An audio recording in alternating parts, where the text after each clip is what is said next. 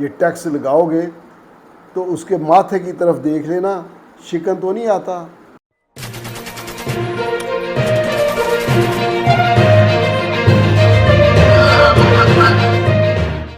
بسم اللہ الرحمن الرحیم۔ ناظرین السلام علیکم، میں ہوں آصف عنایت آپ کی خدمت میں اپنے یوٹیوب چینل سے۔ میرے جتنے پرانے دوست ہیں جو میرے ساتھ اسکول، کالج اور آج سے کوئی 20-25 سال پہلے میرے دوست تھے، انہوں نے مجھ سے یہ کہا کہ آپ تو ایک مزاح اور خوش رہنے والے آدمی تھے، یہ آپ کن چکروں میں پڑ گئے سیاست کے حوالے سے اور یہ جو الحمدللہ صوفیزم کے حوالے سے یا سنجیدہ پروگراموں کے حوالے سے۔ تو میں سمجھتا ہوں کہ انسان وقت کے ساتھ ساتھ اس کے حالات و واقعات انسان کو ویسا نہیں رہنے دیتے۔ ایک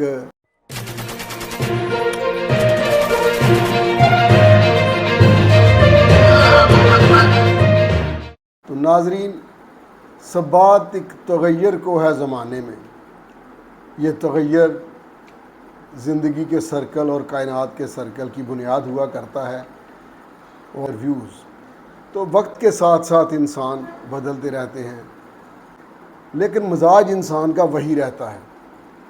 گو کے حالات اس کو تو 2-4 اس طرح کے ٹریجڈیز آپ یوں کہہ لیں ہوئیں، میرے جاننے والے جانتے ہیں، جس کی وجہ سے ہنسنا ہنسانا مزاح تھوڑا بیگانہ سا لگنے لگا۔ تو ان دوستوں جن میں ندیم ریاض سیٹھی صاحب ہیں، حافظ انجم سعید صاحب ہیں، طاہر مسعود گل ہیں، ارشد رؤف ہے، انجم سعید صاحب ہیں، یہ سارے دوست مجھے اکثر کہتے کہ یار یہ تو اس کے لیے میں اور بڑے معروف صحافی ہیں جناب طاہر سرور میر صاحب، ہم دونوں ایک اکٹھا پروگرام کرتے ہیں۔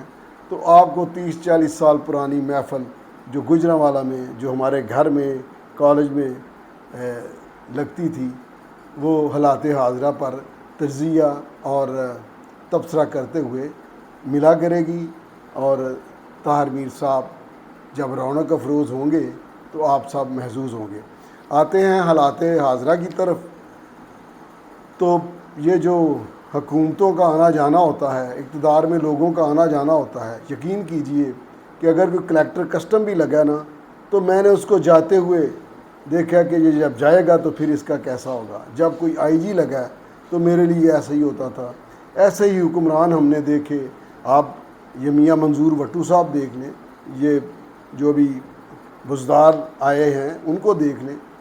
تو اس کے حوالے سے میں یہ سمجھتا ہوں کہ ایک پنجابی کا شعر ہے، مجھے گلزار بھائی نے کہا کہ بڑے بھائی نے کئی بار انہوں نے کہا کہ بالدہ سورج بولیا ہے کوئی میرے ورگا، نکا جہا دیوا بولیا شام پئی تے ویکھاں گے۔ جدوں سورج چڑھیا ہوندا ہے تے پھر جدوں غروب ہوندا ہے وہ کول اپنا آپ سنبھالیا نہیں جاتا۔ اس ٹاپک تے میں کتاب لکھی، ڈوبتے سورج کی لاش۔ تو یہ جو پھرتی ہیں نا لاشیں، ہم تو وہی رہتے ہیں، سبجیکٹ ہیں، ہم پہ حکومت یہ کریں۔ تو جو موجودہ صورتحال ہے سیاسی، پنجابی میں میرے ایک بڑے مہربان دوست ہیں، ان سے میں بہت سیکھتا ہوں، انجم صاحب۔ تو میں نے ان سے کہا کہ کیا خیال ہے یہ جو پی ٹی آئی اس طرح ڈھیر ہو رہی ہے؟ تو انہوں نے کہا کہ انہوں نے کہا پھس گئی جان شکنجے اندر جیوں ویلن وچ گنا، رو نو کہو ہن روے محمد ہن جے روے تے منا۔ بات یہ ہے کہ جلا دو وہ شیخ رشید، جلا دو، اجاڑ دو، آگ لگا دو، بل پھاڑے جا رہے ہیں، لوگوں کو مارا جا رہا ہے، ات اٹھائی ہوئی ہے۔ اور اس پاگل پنے نے کیا کیا کہ ملک کے خلاف حملہ کرا دیا۔ ابھی لوگوں کو سمجھ نہیں، بڑے ٹویٹر پہ لگے ہوئے ہیں باتیں کرنے، ان کو نہیں پتہ کہ ہمارے ملک کے ساتھ ہو کیا گیا ہے۔ اور حکمرانوں کے حوالے سے تو میں کہوں گا کہ کاش یہ کسی انسان کا درد ہو۔ مجھے یاد آ گئی حضرت بلال رضی اللہ تعالیٰ عنہ کہتے ہیں ان کی دعا تھی کہ یا اللہ کبھی ظالم اپنے اندر مظلوم کو محسوس کرے، تو میں سمجھتا ہوں کہ کبھی ایسا وقت آئے کہ ہمارے حاکم اپنے اندر عوام کو محسوس کریں کہ جب وہ روٹی روزی کے لیے نکلیں گے، جب ان کا بیٹا گریجویشن کر جائے گا تو اس کو روزگار کون دے گا؟ جو باہر سے ان کے پیسے بھیجتا ہے وہ کتنی دیر چل جائے گا؟ وہ بھی بیمار پڑ سکتا ہے۔ جو دوائی کھاتا ہے، جو بوڑھے ماں باپ کی طرف دیکھتا ہے، اس بیٹے کے جذبات کو یہ حکمران اپنے اندر کب محسوس کریں گے؟ بے شک موجودہ حکومت نے اپنے اقدامات کے ساتھ ملک کے حالات کو، وزیر اعظم دعوے دار ہیں کہ انہوں نے ملک بچا لیا۔ اللہ رب العزت کرے کہ ملک ترقی کرے اور اس میں لوگوں کی، عام آدمی کے لیے آسانیاں ہوں۔ تو ناظرین، سیاسی حالات جو ہیں وہ ابھی تک کوئی پکچر کلیئر نہیں ہے کہ کوئی دعوے سے کہے کہ ایسا ہوگا، لیکن جس طرح زرداری صاحب نے کبھی کہا تھا کہ پی ٹی آئی کو میں تو سیاسی جماعت ہی نہیں مانتا، کوئی بھی نہیں مانتا تھا، یہ سب کو علم ہے۔ اب اس میں جو حالات ہیں، بہت کچھ اگلے 2 ہفتوں میں بزدار کی زبانی عوام کو پتہ چل جائے گا، حتیٰ کہ محترمہ بشرا مانیکا صاحبہ بھی پردہ اسکرین پر آ جائیں گی، وہ بھی بتا دیں گی۔ اور آج ہی خبر چھپی ہے، مجھ سے تو اثاثے نہیں پڑھے جا رہے، جو فرا گوگی صاحبہ کے ہیں، شہزادی بھی نام ہے، اور یہ 3-4 نام جو ہوتے ہیں نا، اس پر سب لوگ جانتے ہیں کہ تبصرے کی ضرورت نہیں ہوتی۔ بہرحال ان کے پلاٹس، ان کے جو بھی ٹرانزیکشنز ہیں، وہ ایک میرے دوست ویلاگ کر چکے ہیں، اخباروں میں اس کی ڈیٹیل بھی آ چکی ہے۔ تو یہ سب کچھ سامنے آنے والا ہے، کوئی چیز چھپی نہیں رہے گی۔ اور یہ جو گروپ بندی ہو رہی ہے سیاست میں کہ فلاں دھڑا، فلاں گروپ، فلاں، یہ گند بھی ڈلنے والا نہیں ہے۔ یہ یاد رکھیے گا کہ جو پولیٹیکل پارٹی تھیں، جیسی بھی ہیں، انہوں نے ہی ادھر سیاست کرنی ہے۔ یہ دھڑے بندیوں کی، یہ پریشر گروپوں کی سیاست پاکستان اب متحمل نہیں ہو سکتا اور نہیں ہوگا۔ رہی بات ایک اس حوالے پہ میں ضرور بات کروں گا کہ عمران خان ایسے ٹرکی آدمی ہیں، پورے ملک میں کسی کو پتہ چلنے دیا انہوں نے کہ کس طرح نواز شریف کو، میاں صاحب کو چور، زرداری چور، اور مولانا کو مولانا ڈیزل، اور کس طرح اس کانٹا بدلا ہے اور فوراً آرمی چیف جناب جنرل عاصم صاحب کی طرف آ گیا، اس لیے کہ اس کو پتہ ہوتا ہے کہ میں نے اپنا ہدف کسے بنانا ہے، مجھے کیا کرنا ہے۔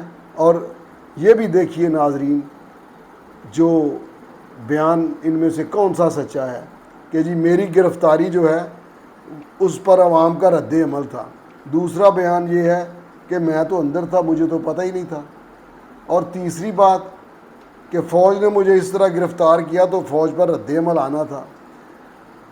میرا نہیں خیال کہ پاکستان کو کسی مودی کی ضرورت رہ گئی ہو۔ یہ جب کوئی تکبر کرتا ہے، گھمنڈ کرتا ہے، جب کوئی گستاخیوں میں بڑھتا چلا جاتا ہے، تو اس سے ایسے اقدامات خود بخود ہونے شروع ہو جاتے ہیں کہ اس کا زوال، پستی شروع ہو جاتی ہے۔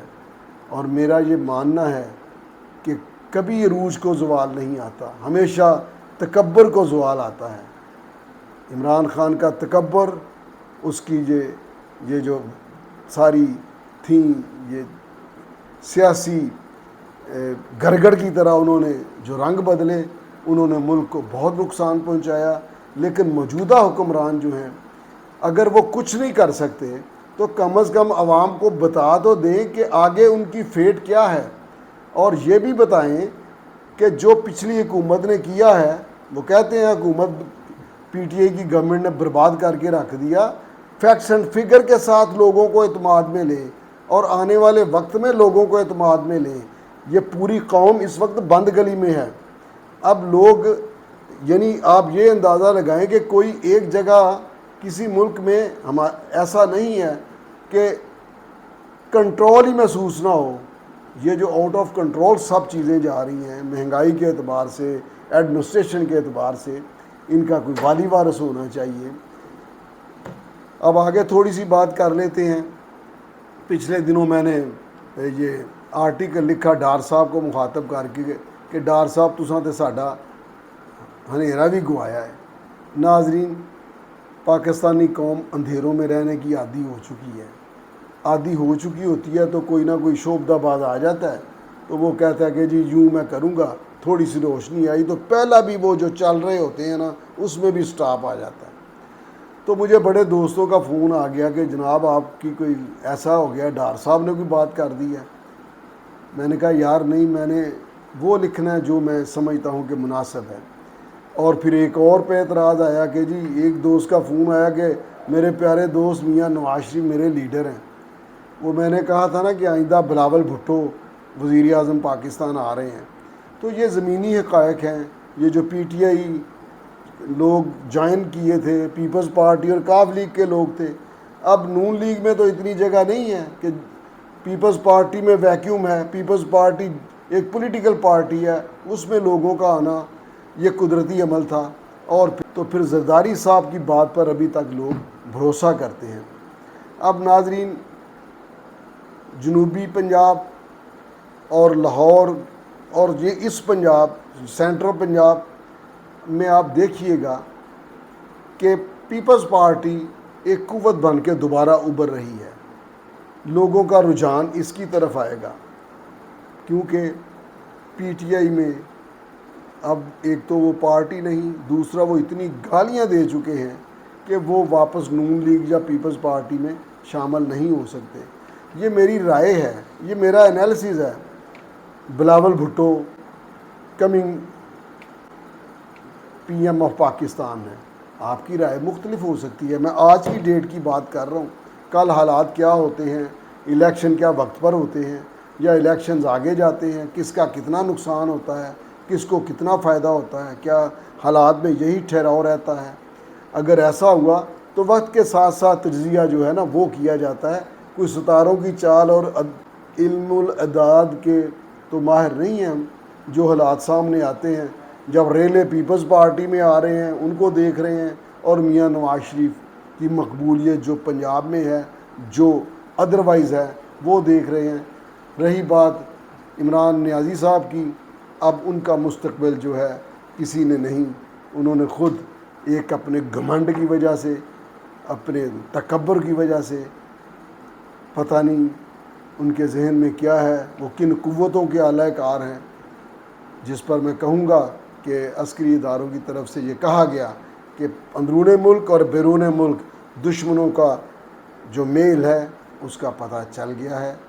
تو ناظرین، آج کے لیے میں کہوں گا اتنا ہی کہ موجودہ حکمران بجٹ آ رہا ہے، اس میں میرا ایک دوست ہے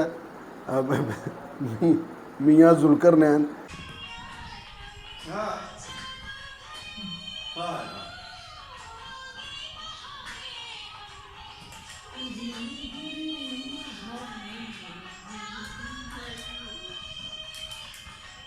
وہ کہتا ہے یار یہ تنخواہ کی بڑی بات کرتے ہیں، پینشنر کیا 1925 میں سودا سلف خریدنے جاتے ہیں جو ان کی پینشن جو ہے وہ نہیں بڑھاتے. حالانکہ جب بندہ سیٹ پہ ہوتا ہے نا تو اس کو کچھ نہ کچھ اور بھی سہولتیں ہوتی ہیں، گاڑی کی کوئی اور چیز. گورنمنٹ کو عام آدمی کو مد نظر رکھتے ہوئے، اس کے دکھوں کو مد نظر رکھتے ہوئے، مہنگائی کو مد نظر رکھتے ہوئے بجٹ بنانا ہوگا. ورنہ یہ کہ حکمرانوں کا حساب جو ہے وہ کھڑے ہاتھوں کے ساتھ ہوگا، اس وقت ہاتھ نیچے ہوں گے جب وہ اپنا حساب دے چکیں گے. تو ناظرین، اس دنیا میں بھی اگلی دنیا میں بھی ہر لمحہ انسان کا حساب ہوتا ہے، لیکن حکمران جو ہیں ان کو خیال کرنا چاہیے کہ اللہ تعالیٰ نے ان کو حاکم مقرر کیا ہے، اور حضرت عمر رضی اللہ تعالیٰ عنہ نے کسی کو گورنر بنا کے بھیجا تو کہا کہ یہ ٹیکس لگاؤ گے تو اس کے ماتھے کی طرف دیکھ لینا، شکن تو نہیں آتا۔ تو میری حکمرانوں سے درخواست ہے کہ بجٹ بناتے وقت لوگوں کی پیشانی ضرور دیکھ لیں۔ اللہ حافظ۔